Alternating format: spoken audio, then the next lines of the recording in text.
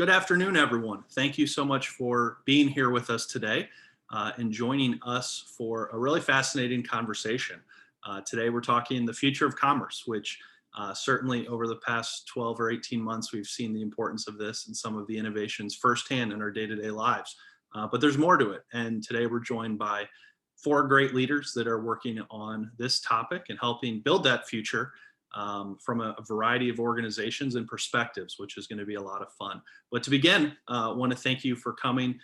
We also want to start by thanking JobsOhio, who is our presenting sponsor for this series. I'll share a little bit more about it in a moment. I am Chris Berry. I am the president of OhioX. We are a statewide technology and innovation partnership. I'll be playing moderator today and helping tee up our experts to really share their perspectives. And so I'm looking forward to listening and learning from them as well. OhioX, who are we? What do we do? We're a newer organization. We're on a mission to help build Ohio into a tech hub.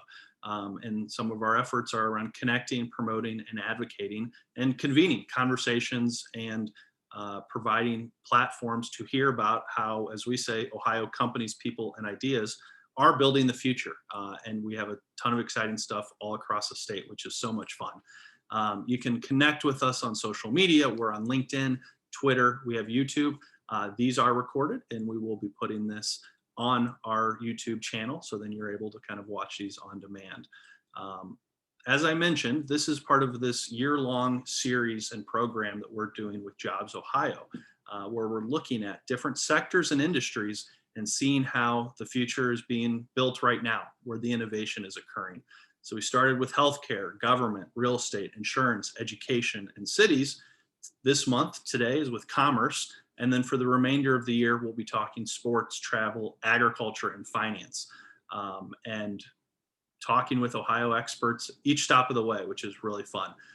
As we're having this conversation today, we hope it's interactive to some extent. So feel free to use that chat function, whether you want to send it to the entire audience, or the panelists, which are welcome to do. If you have questions, comments, or thoughts as we're talking, or just DM it to me, and I'm happy to try to work it in as a conversation. Some people prefer that, which is totally fine.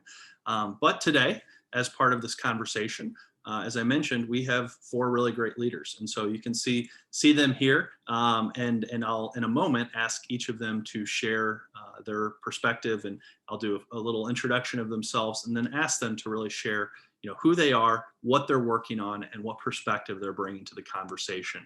And so to start, I'm going to start with Brandy Alexander, who is up in Toledo. She's at Spaceshop. She's working in the commerce world. You can see some of the tools behind her. But Brandy, thank you so much for joining us, participating in this conversation today with us.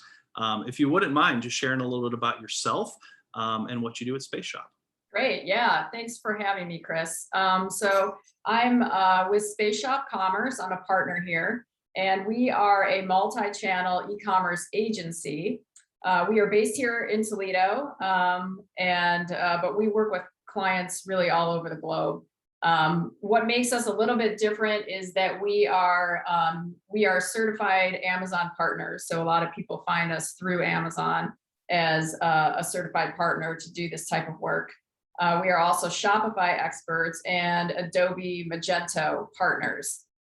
So we specialize in Amazon, we specialize in Shopify and Magento, as well as creative services. But again, we really consider ourselves multi-channel. We get into Walmart, we get into lots of the big box retail channels now at this point. And that's really been our approach to the entire industry is to really take that multi-channel approach. Well, thank you, Brandy. Really appreciate you joining us. And I know we'll be digging into more, but next up for me on my round robin screen is Ervan Rodgers, and I need to get the title correct because it's new. Senior Vice President and Chief Information Officer at Designer Brands. And Ervan, who has worked in the private sector for years, just came off a successful stint in public service, where he was the CIO at the state of Ohio. and I suspect may have been busy over the past 12 or 18 months. So welcome back to the private sector, Ervan. I'm thrilled. I think this is our first conversation, at least for us, and I think you said earlier, talking about it with this new private sector commerce hat on. But thanks so much for joining us. And yeah, if you wouldn't mind sharing a little bit about your new work. Yeah, certainly. Thank you for that. It is definitely great to be back. When I saw that I had a panel on my agenda, I was reaching for the suit, and I didn't grab the suit jacket. I didn't grab the collar. So this is all new, which I'm really excited to be a part of this new journey with designer brands. We have a terrific horizon ahead of us. And who knew that I would be a shoe junkie? I have acquired probably 7 pairs through the course of my 6 weeks being here. But when you start to add in, from a retail perspective, the converging of customers, I don't want to walk into a store that I'm getting trained in and then bring their number down. So I got to bring something, to the table. But it's been great taking a look at some of the technology behind the scenes. I'm excited for the future. And getting behind our CEO and various members of our executive leadership team. So this is a new fit for me. It's all starting to come together. And thanks for the invite. Thank you, Ervan. Really appreciate it. And next up, we have Gordon Goff, who is the president and CEO of the Ohio Council of Retail Merchants. And the council is a statewide organization, much like Ohio X is in the tech space, but for retail. Big and small and everything in between. And Gordon, thank you so much for being here and joining us and sharing the perspective of truly a statewide organization. And Ohio, has some incredible work with commerce companies. So looking forward to what you can bring. But if you wouldn't mind sharing a little bit about you and your background. Yeah, thanks, Chris. Appreciate the opportunity to be with everyone today. Like Chris said, my name is Gordon Goff. I run the Ohio Council of Retail Merchants. We're a trade group, 7,000 members. We represent the world's largest retailers to mom and pop shops on Main Street. So as you might imagine, retail is a very broad industry. It's grocery, it's jewelry, it's selling shoes, like Ervan said. There's many facets of retail, and our core business for the members is advocacy in the state, but we also know that digital disruption, changes in the marketplace, and we have to be, front and center of a lot of those conversations. So commerce is really important. We're all consumers. We inherently know what commerce is like, and it's a really exciting time for the retail industry, and looking forward to today's discussion. Thanks, Gordon. Really appreciate you joining us today. And then next up, last but not least, is Paul Forno, who is at Deloitte Digital. Paul is the managing director of the commerce and content practice there, doing work with companies, I assume, across the globe, certainly across the United States, and incredibly active on Twitter and Clubhouse, which has been fun to connect with Paul on over the past, kind of quarantine months. But welcome, thanks for joining us, and looking forward to your perspective that you bring today. Yeah, excited to be here.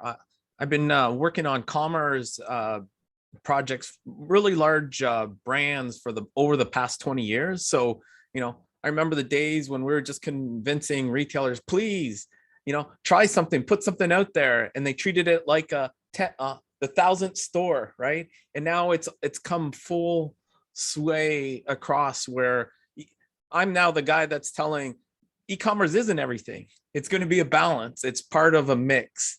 And so, I'm really excited to get a conversation. Deloitte Digital is the largest partner in commerce services as rated by Forrester here in North America. We're working with 4 of the top 10 internet brands out there. We work across all the different big partners as Salesforce, SAP, Adobe, Oracle. So we have everything from studios that did this great background around, to the implementation and running of platforms. But as you've seen on Twitter and sharing, I have a passion about commerce. So looking forward to talking about it, and also specifically how big and important Ohio is. And so I've got a lot of great stats that I want to share about, I really feel like, Ohio says it's the heart of it all. It's the heart of it all for e-commerce in the States.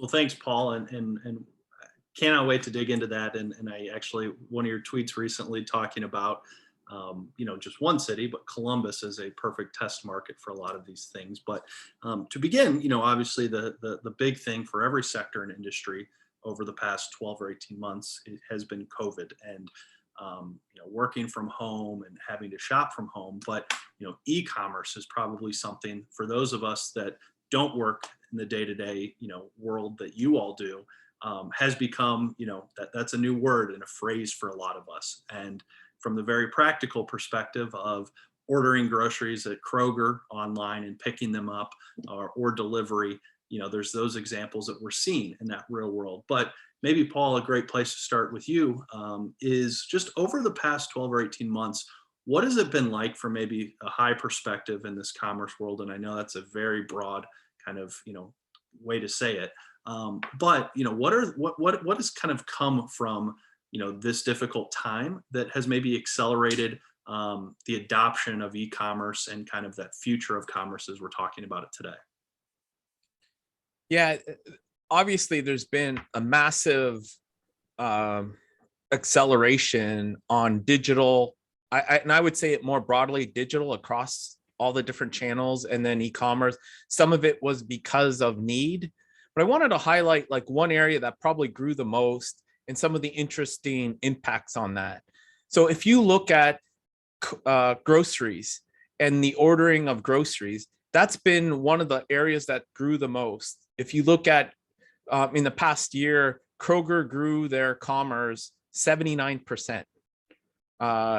Amazon was, just as big or higher of what they grew. And so that was one of the categories that grew the most. And what's interesting, and, thinking about what the long-term effect of it is, if you double down into that data, what's interesting is you saw the largest group that grew was boomers, right? And if you think about it, they were forced to order online because of these COVID challenges and to go pick up online, and the change in that.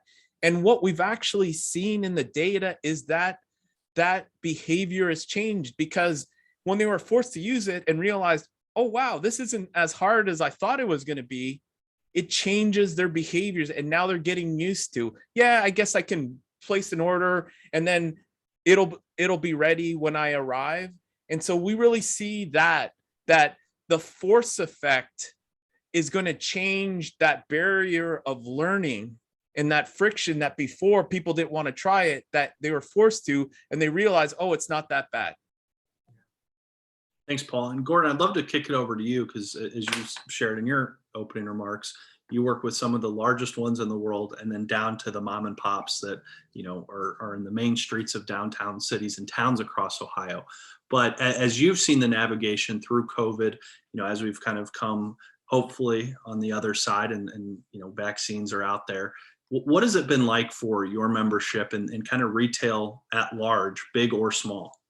Yeah, no, I'd like to touch on what Paul said about grocery. I mean, I think grocery retail had a longer runway to see other retail be disrupted from digital transformation. So companies like Kroger, Giant Eagle, Meijer had some runway to put digital. And I think Paul's absolutely correct. The behavioral shift is going to change the footprint of tomorrow's grocery store. It's going to happen. And the fact that these boomers or elderly folks were willing to adopt the technology and then use it, now you're seeing it being even used greater in other facets of retail. You go to the malls here in Columbus, there are dedicated spots now for curbside. And this whole conversation of omni-channel, I call it the consumer channel. We just added a third lane, it's curbside pickup. And so as retailers look to combine their supply chains to both do stores and e-commerce, that pickup in store is going to continue to be a bigger part of it.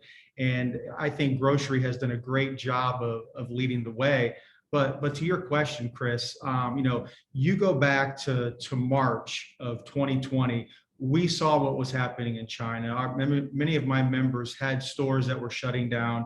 We saw what was happening in Western Europe. And then coming to Ohio or the United States, I really give Governor DeWine and Lieutenant Governor Husted a ton of credit, because the health orders that were drafted were allowing, many of the stores had to close, but the supply chain upstream could stay open. And we have a member with 2 distribution centers in West Jefferson, Ohio. And in addition to servicing Ohio, they service 13 other states. If those DCs were to shut down, it would have caused much more issues throughout our region of the United States. So, I think you're seeing companies that shut down, bouncing back quicker. There's pent-up demand, inflation's going up, people are spending money, the Fed has flooded the economy with cash. I think it's going to be a great retail year. Thanks, Gordon. And Ervan, I saw you come off mute, but I know you're newer to the role, but you were also the front lines of the health side of it. So what, anything from your perspective to add? Yeah, certainly. It's very interesting to see the correlation between government and retail, and I'm sure it's like that across many industries. With regards to changing the way that we operate it from a government standpoint by offering more things online through the Innovate Ohio platform. When I was a state CIO, the BMV, get in line online, that was a well-known, operating model for many retailers, many, organizations, et cetera, but it was new to government. So you could get in line while at home. And that really cut down on many of the, interactions where we're trying to keep the numbers low, et cetera. People could, have an appointed, time, get those services that they need to get done, et cetera. And then, it's very interesting to hear what Gordon, talked about, the dedicated parking spots, right? So, it used to be just the handicap, piece that's still there, but there's also a dedicated section, even with shoes, where I'm learning all these new acronyms, BOPIS, buy online, pick up in store, right? And we've got dedicated, spaces. Either we can bring it out to you, or you can come into the store. So for me to see that technology, I still get the opportunity to innovate and be creative in this particular space. Those that are in technology, shout out to you all. We have stepped up, and I think we have a permanent seat at the table, because really in this disruption, era, technology is driving much of that, but we've got to be in tune with the business. And that's what I love about designer brands. From an onboarding perspective, I've spent the last 2 months in stores. Actually 1 month. I've been there for 6 weeks, but I've done everything from unloading the freight to sorting it to putting it out on the shelves. And you talk about real world experience. So that as I go back to the technology team, we're developing more creative, innovative, with a customer in mind types of solutions. Even the DCs, the fulfillment centers. There's lots of operations behind the scenes. And to Gordon's point, to Paul's point, shout out to Governor Mike DeWine and Lieutenant Governor John Husted, and with those orders to keep things moving forward while yet being keeping the state safe. Thanks, Ervan. And Brandy, as you work very much in that e-commerce world, and so I'd be curious your perspective of the past 18 months or so, in terms of the growth you saw and opportunities that were created, because for a lot of consumers, forcing to go to e-commerce maybe for the first time. So what was it like from your perspective and your perch in the commerce world? Yeah, for sure. I mean, we definitely got impacted on a high level. I mean, it was our best year ever. We've been doing direct-to-consumer commerce since 2016, it's been a wild ride over the last year and a half. The biggest takeaway, which is why we sort of organizationally have really sort of structured our entire offering around multi-channel, is because a lot of our clients that were pretty heavy in Amazon, when Amazon was prioritizing certain products over others, they were pretty much dead in the water.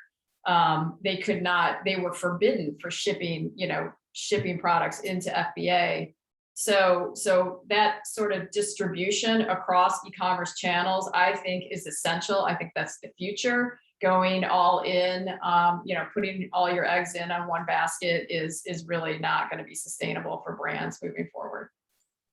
Thanks, Brandy. And And I'd love to kind of pivot to something that you started to open with, Paul, on the Ohio opportunity in this world. And there's some really big ones here in the state, the Krogers and the Procter and Gambles and designer brands and others.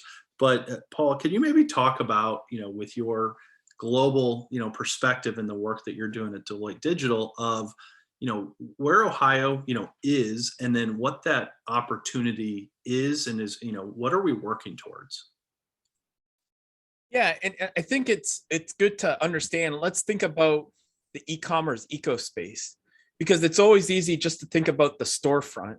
But if you look at the ecosystem and how Ohio is playing in it, it's actually a massive start. So, just to start with, and I know Gordon probably knows these companies well, but we have 25 of the companies in the internet retailer top 500 that are based here in Ohio, and including which Kroger broke into the top 10 for the first time with over 11 billion this past year. And Macy's, actually, they replaced Macy's. Macy's dropped back a little bit just because of the apparel and grocery shift. But we have a lot of great overall companies, and I'm sure Gordon will talk a little bit more about.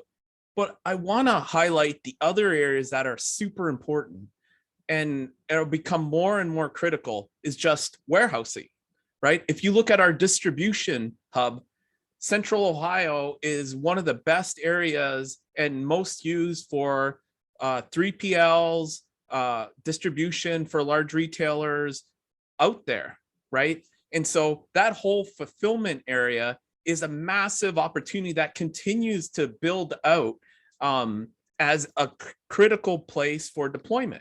Another area, and I'm just going to tag them really quick, data centers.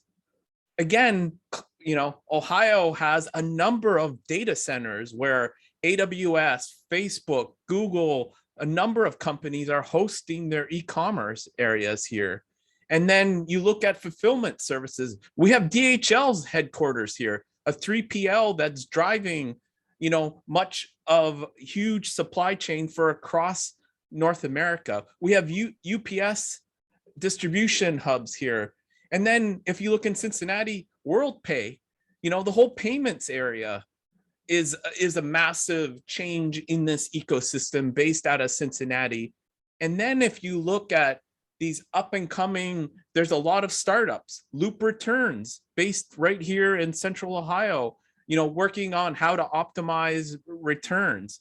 And we've got one of the biggest media for .com and for smaller companies and Shopify stores with 2PM Inc. and Web Smith, who's driving that, again, based here in Ohio. So if you look at the whole impact, if we did a study and tied all that together, Ohio might be one of the biggest hubs overall that impacts e-commerce in the US.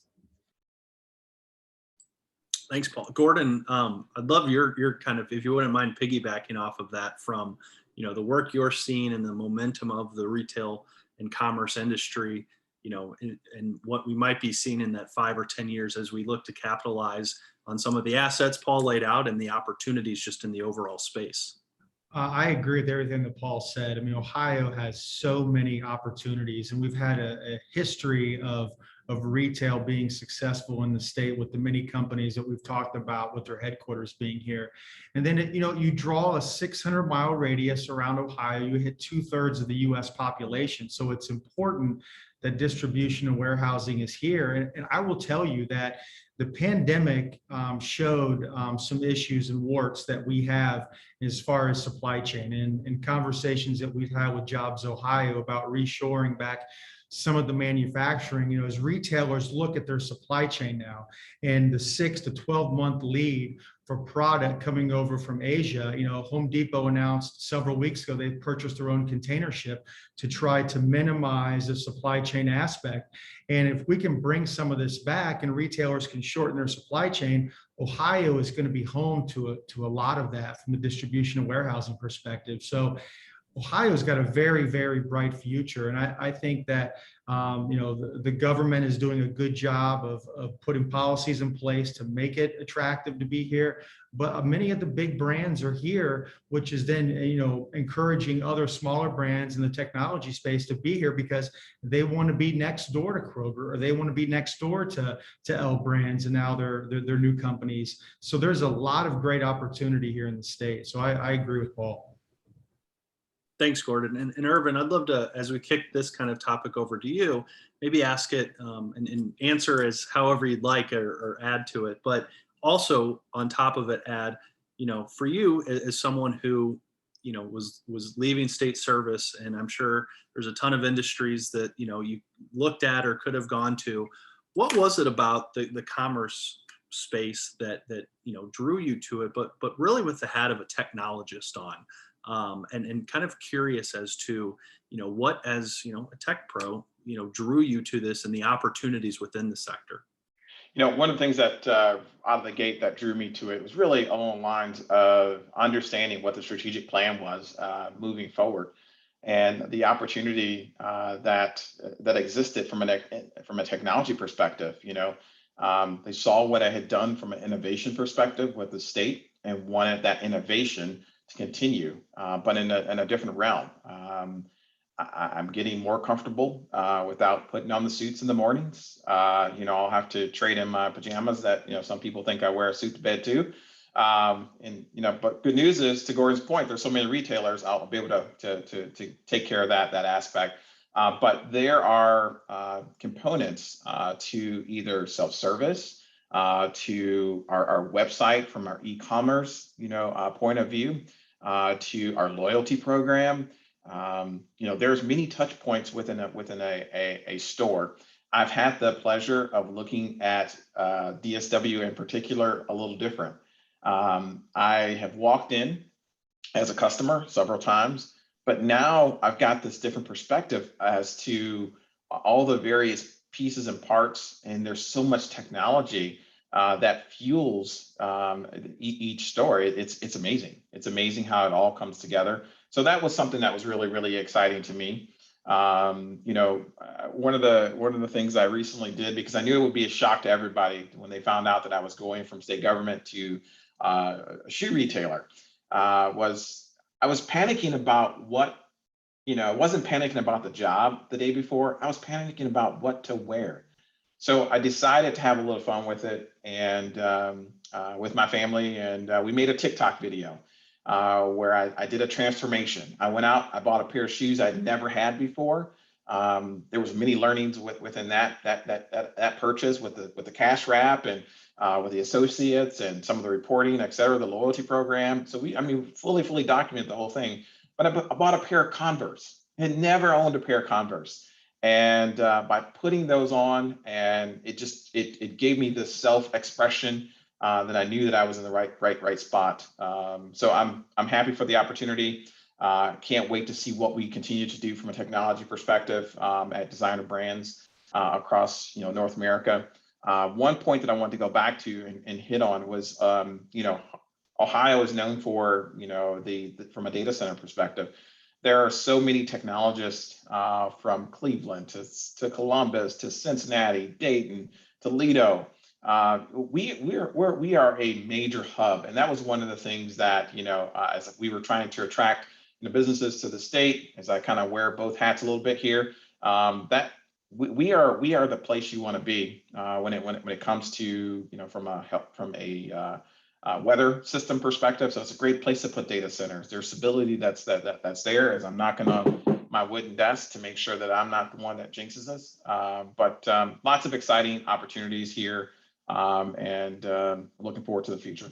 Yeah, thank you, Ervan. And Brandy, I'd love to allow you to kind of to share any thoughts on this topic, but also ask kind of for your perspective of working with brands, beyond Ohio, as we think of kind of building that ecosystem and the opportunities within our state.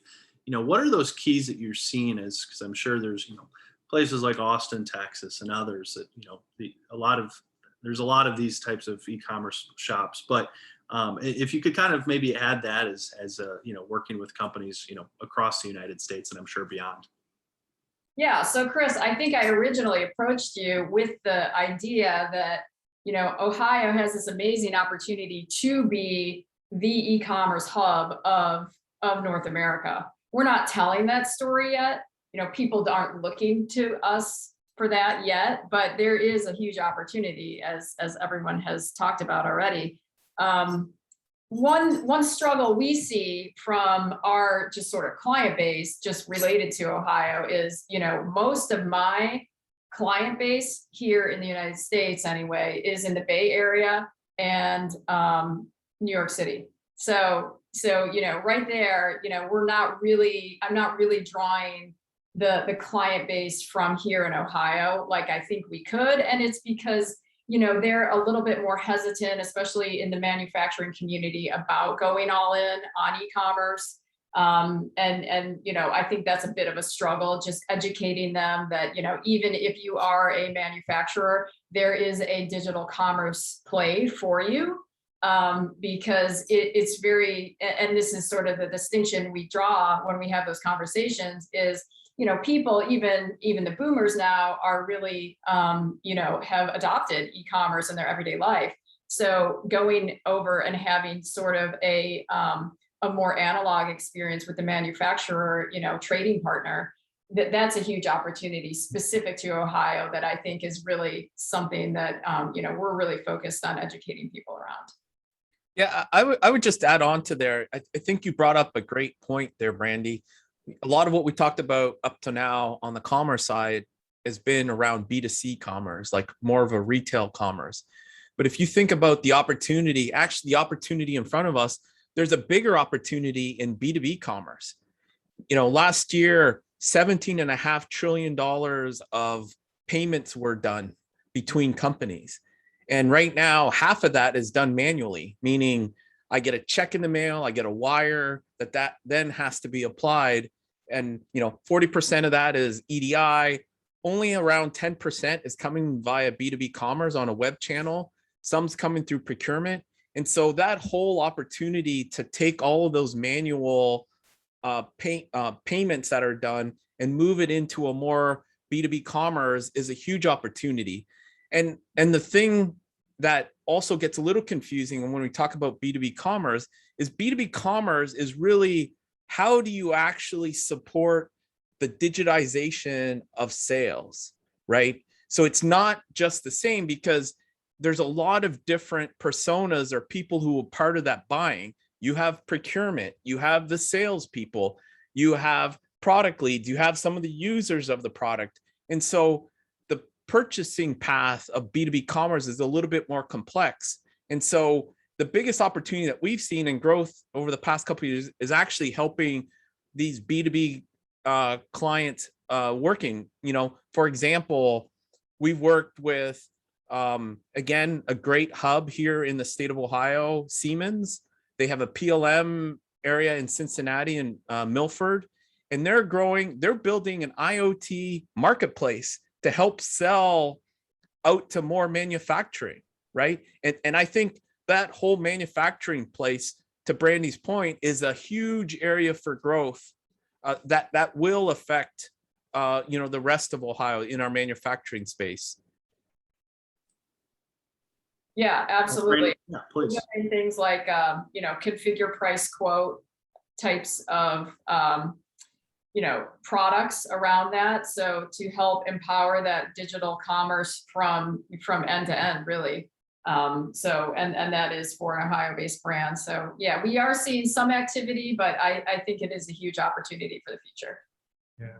And I'll just add to what Paul and Brandy had said. We talk about, if you draw concentric circles around retail tech and fintech, payment authentication, how these transactions are going to occur. There's a lot of technology in that space. And I think B2B transactions are really ripe, as Paul pointed out, for the taking. That's great. And this has all been a fantastic segue and kind of into a next question that I love asking as we host these each month and as we do these in healthcare and cities and government, But if you could share, and Gordon, we'll start with you because you and I were recently talking about some of this, but maybe share it can be one, it can be kind of maybe a trend, but a tech or innovation kind of something new that you've been excited to see, but you don't think people maybe are seeing enough of, or hearing enough of, I should say. And I'll share the one that I love, just from seeing it in the newspapers and media coverage, and that's the Kroger drone delivery. Kroger, the Ohio company in Cincinnati, I believe it's in Centerville, right outside of Dayton, where they're testing literally drone delivery services and taking, I think it's up to 5 pounds, and delivering from a store or some type of Kroger facility within, I'm sure a small radius at this point, but to think that, you could be in Centerville, Ohio, and look up and see a drone from Kroger dropping off, some ketchup for your backyard barbecues. That's a pretty cool thing. And that's extremely futuristic, but it's happening. So, Gordon, maybe if you have, one or two that, or again, maybe a trend that you don't think people, especially those of us not in commerce day to day, that we're not hearing enough about. Yeah, I'll pull out my retail crystal ball a little bit here. I think a new market that's really starting to begin is the idea of certified pre-owned merchandise. Millennials are willing to buy gently used items, and many of the brands who may or may not have access to that secondary market because folks are having casual sales of many of these items. There's now technologies out there, and I'm friends with the founder of a company called Recreate out of the DC area, where allowing brands to then have access to the certified pre-owned market. And so in addition to having their current market, they would then have access to the secondary market, and then potentially graduate those secondary market participants into being, first market. And I think that is going to continue to grow, and how you further harmonize that industry. I see that as something that it's going to grow, and we're all familiar in the automotive space. Certified pre-owned vehicles are a big hit for many of the manufacturers, and so we're starting to see that now in the brand space as well.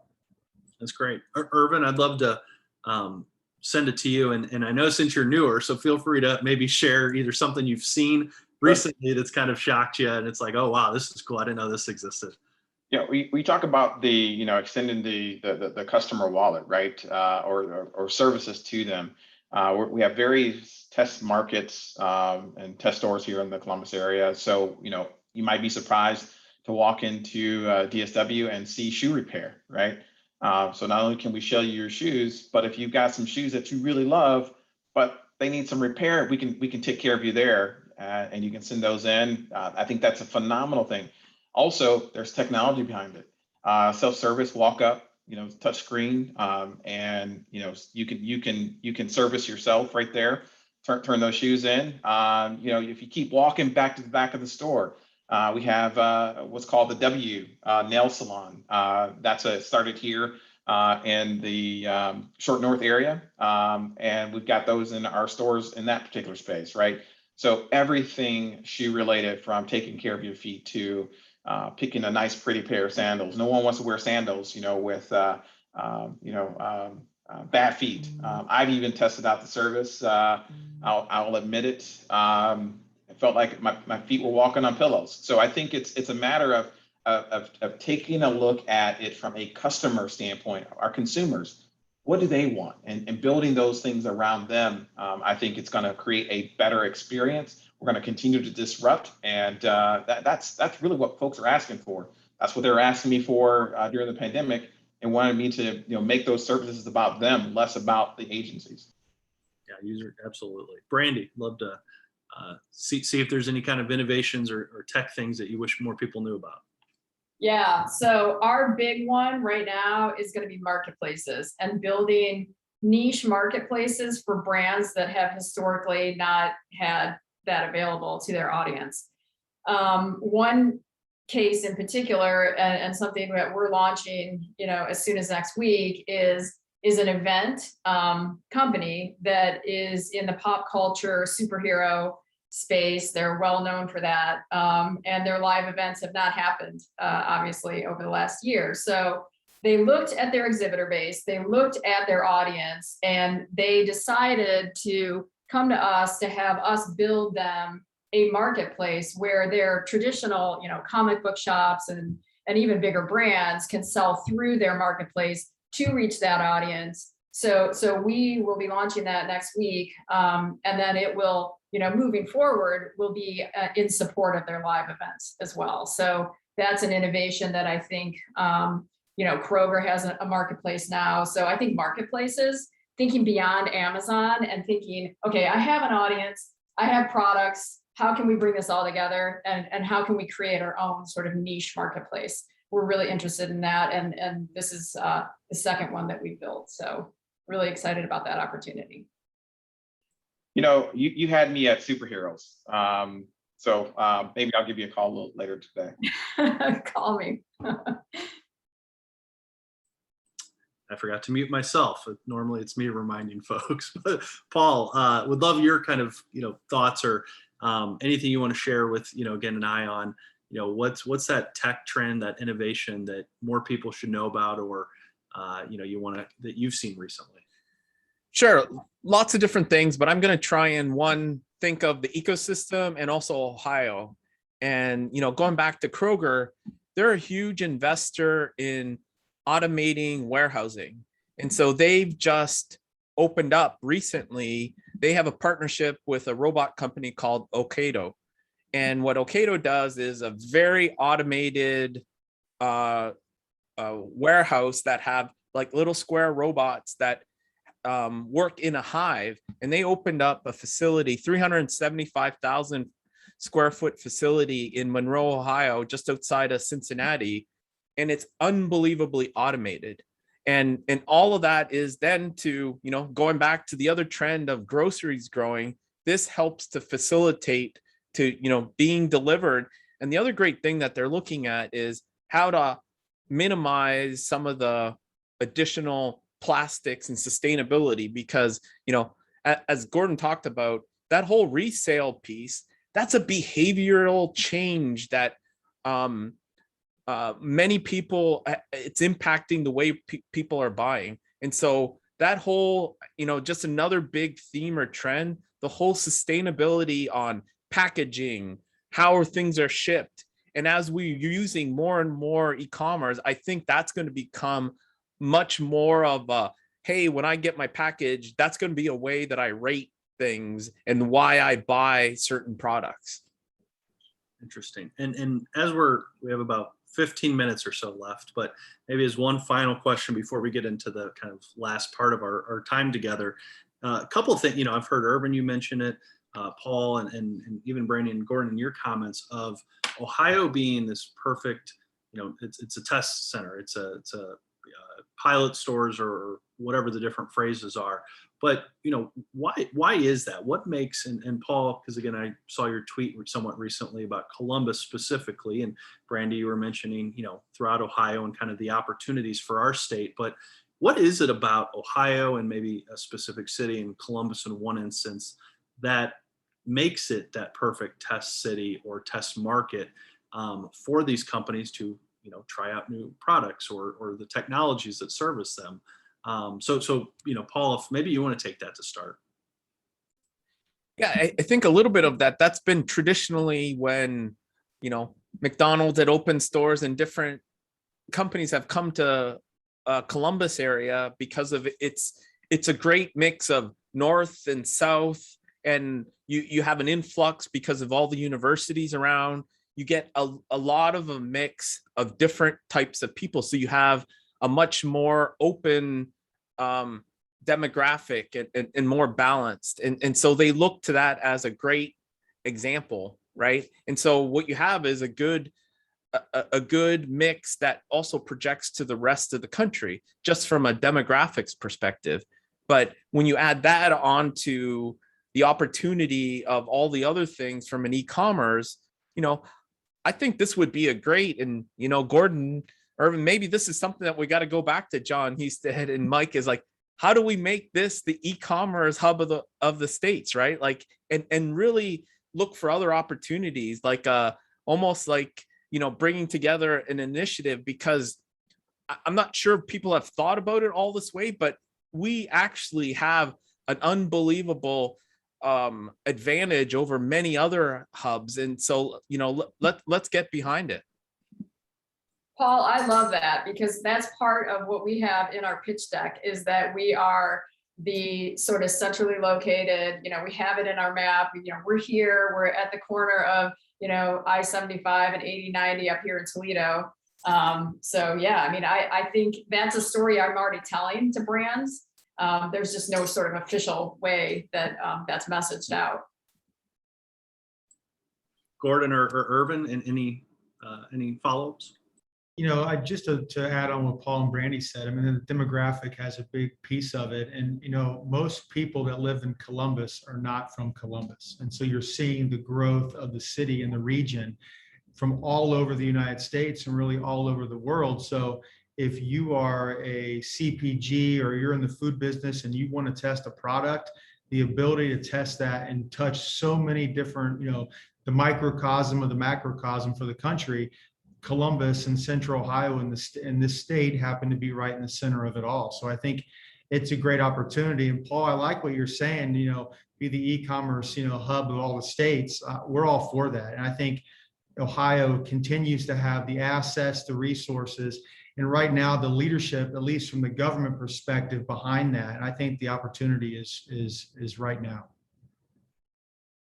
Yeah, I agree with what Brandy, what Paul, and what Gordon have all indicated. The one thing that if I put my former hat on is if you go to innovateohio.gov, you can actually put in those types of suggestions. I know that they would be more than willing to listen, and they're probably tuning in today. So I'm sure I'll get a text message from my friends, and I'll be sure to put this plug in because I agree wholeheartedly that it's location.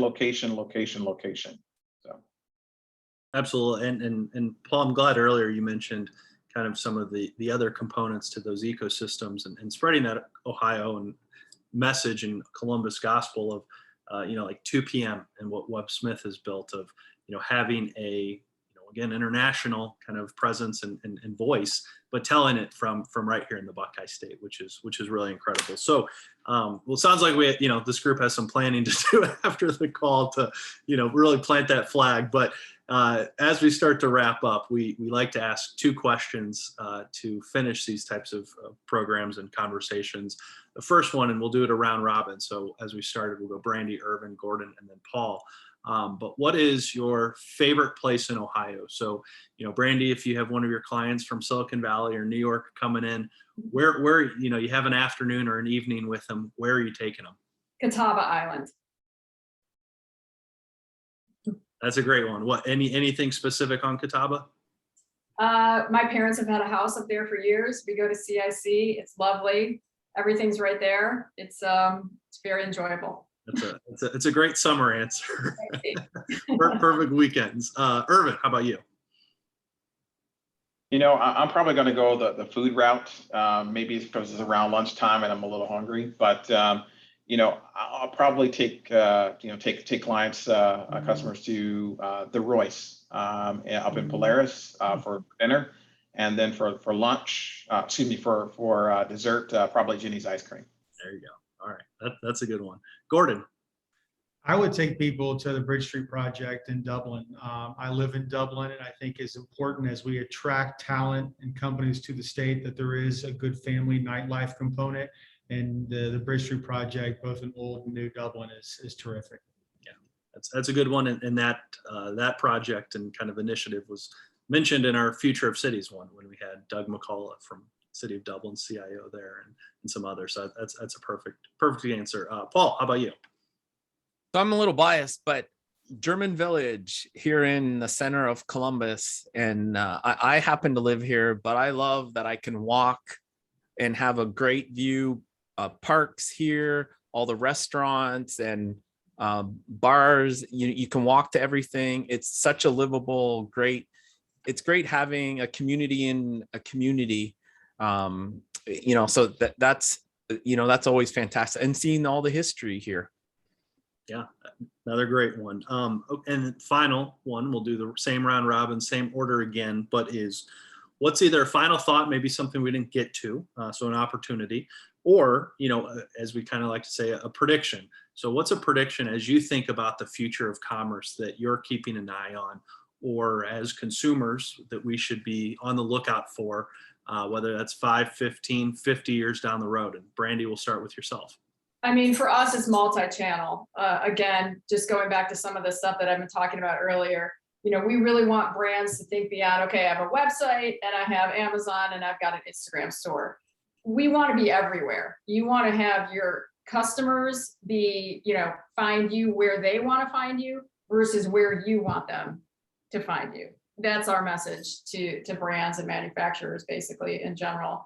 And that's what we're really excited about. And I would say, from an Ohio / manufacturing standpoint, test and learn. Nothing in digital is set in stone ever. And don't be afraid of it. You can test and learn, pivot, innovate, and that's all part of the process, quite frankly. So, don't be shy, go all in. Great. Thank you. Ervan? One of the fortunate things that I have the fortunate opportunity to focus in on, not only my favorite state of Ohio, which, I moved here 16 years ago, but North America. And, it hits right on what Brandy talked about. And that's the multi-channels that are available. But I think one that is going to help us to really enhance the customer experience is AI, by trying to, incorporate the predictability based on new products hitting the fall line, the spring line, and having those be served up through loyalty programs, et cetera, with regards to trying to anticipate what the customer may like and what they may purchase next. That's a good one. Thank you. Gordon? No, I think to what Brandy and Ervan both said, the multi-channel. I remember having a conversation with the CEO of BJ's Wholesale, which is a company over on the northeastern part of the country, and he told me, he said, imagine this: we used to pick a building, we'd build it, and then we would post the hours where we would let you, the customer, come shop in our store. Those days are over. And if the retailers that are going to be successful have to be where their customers are. And so multi-channel, getting that right mix of brick and mortar and digital is important. And I think what the success that Ervan's company is having is the retail and retail. That saved Best Buy. Having other retailers be a part of the retail footprint, I think, is really important, because you become a destination. And I think marketplaces are really important. Essentially, the marketplace is the digital center where you have the main footprint, say it's the Kroger and all the other smaller retailers of a shopping center. We digitize that to a marketplace. So that is going to be the future of retail too. So very excited about all the happenings that are going on.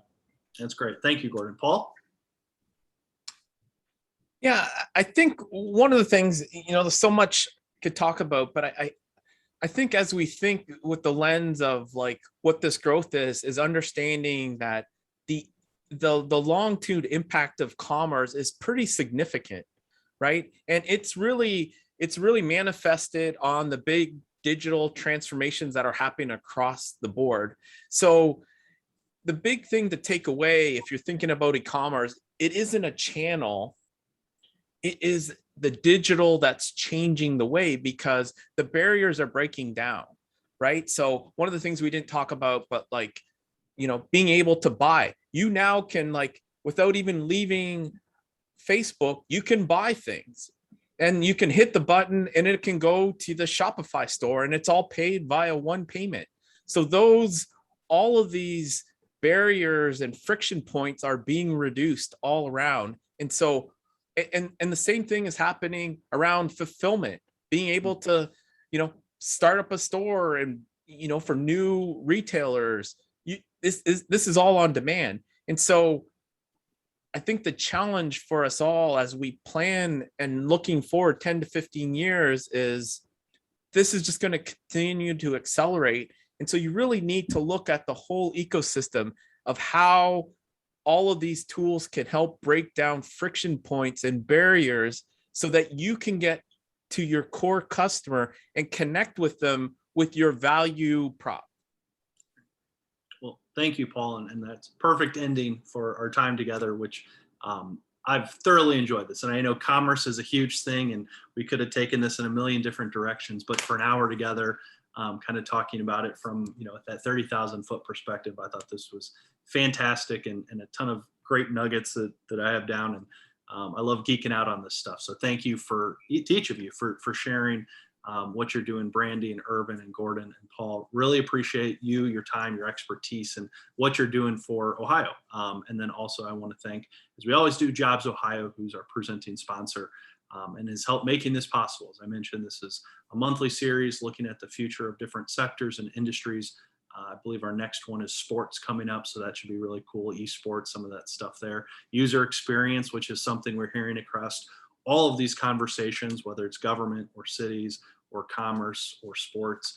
So there's just so much to all this, which is so fun to tie it in. But thank you again to all of our panelists, everyone who's attended. We'll have this on demand on our YouTube channel, so you can always watch it as a playback. But thank you again, everyone, so much for spending some time in your lunch hour with us. We really appreciate it, and I hope you have a great day. Talk to you soon. Thanks. Cheers. Everyone.